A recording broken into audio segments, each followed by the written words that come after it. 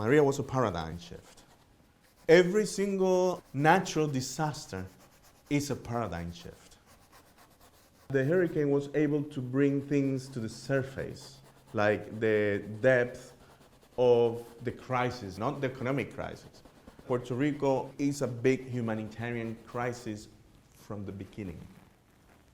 We shouldn't forget about the history of colonialism. If you belong to a territory that doesn't belong to you, there is no sense of belonging. I think that when we are able to understand that, then we can start to unravel the complexity of why Puerto Ricans are the way they are in relationship to that history. When I moved to England and when I was in Spain, I was the immigrant.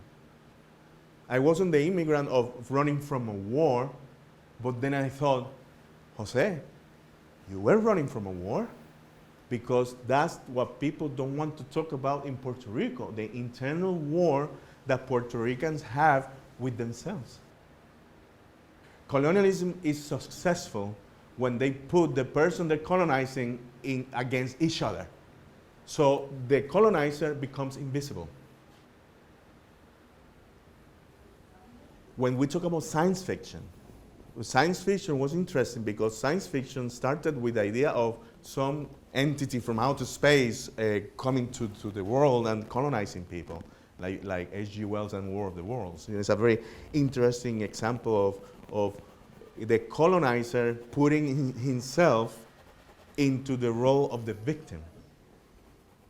When I read about science fiction, and I put some elements of science fiction, I do think a lot about who is being colonized here. These last paintings I've been doing before and after the hurricane, they're very confrontational. This is confronting this person with the idea of there's nothing else to do. So this big arm there, that it has all these like nerves and skin flying all over, you know, although it might feel vulnerable, it's an image of power. If we talk about visualizing, how do we visualize ourselves in the future? That's a very important thing to do, because if you are going to build the future, you gotta have an idea. You gotta have an image. And then you move from that image, then how do we get there?